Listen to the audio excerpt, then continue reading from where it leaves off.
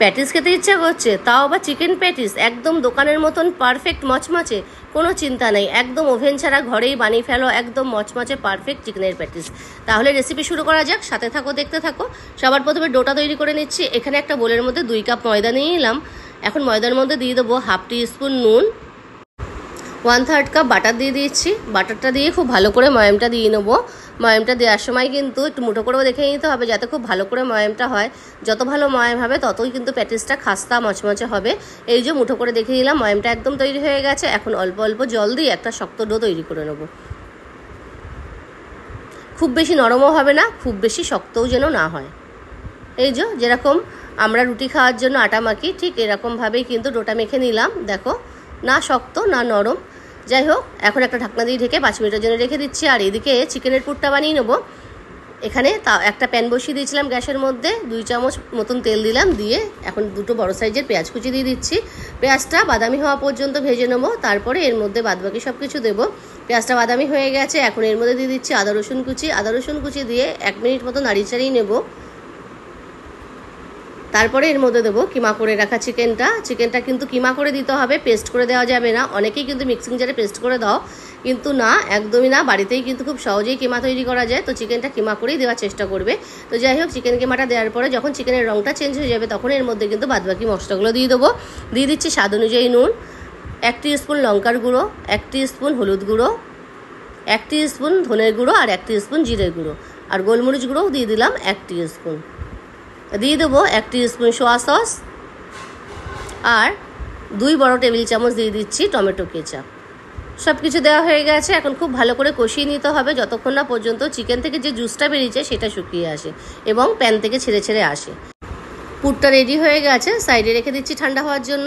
এখন এখানে একটা বোলের মধ্যে 1/3 কাপ বাটার আর নিয়ে নেবো 2 চামচ ময়দা, দিয়ে একটা ব্যাটার তৈরি করে নিতে হবে।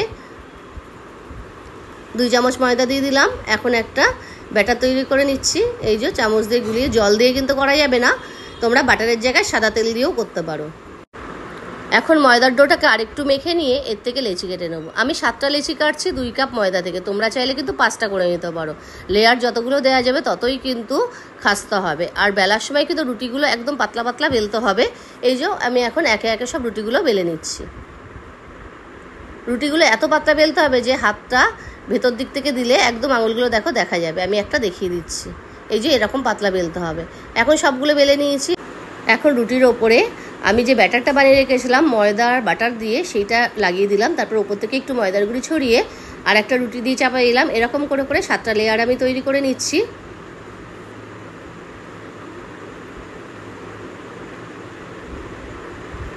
উপরের থেকে কিন্তু ময়দার গুঁড়ি অবশ্যই ছাড়াতে হবে। এই যে লেয়ারগুলো সব দেওয়া হয়ে গেছে, এখন আবারও একটু বেলে নিচ্ছি। সবগুলো খুব ভালো করে বেলে নিলাম।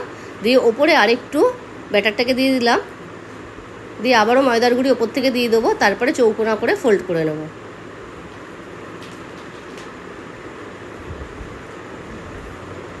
চৌকো করে ফোল্ড করে নিয়ে কিন্তু আবার বেলবো। এক্ষেত্রে কিন্তু বেলাটা একদম পাতলা হবে না, একটু মোটাই রাখবো। ওপর থেকে একটু ময়দার গুঁড়ি দিয়ে দিচ্ছি যাতে বেলতে সুবিধা হয়।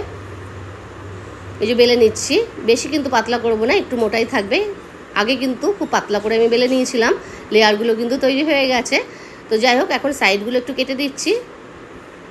সাইডটা কেটে এবার এটার থেকে কিন্তু আমি চাকুর সাহায্যে কেটে নিচ্ছি। আমি 9টা মতো বানাচ্ছি। এই যে সবগুলো কেটে নিলাম। দেখো, একটা তুলে দেখিয়ে দিচ্ছি। এরকম ধরনের কিন্তু থিকনেসটা রাখতে হবে, পুরো লেয়ারটাও দেখা যাচ্ছে। এখন এর ভেতরে দিয়ে দিচ্ছি চিকেনের পুরটা।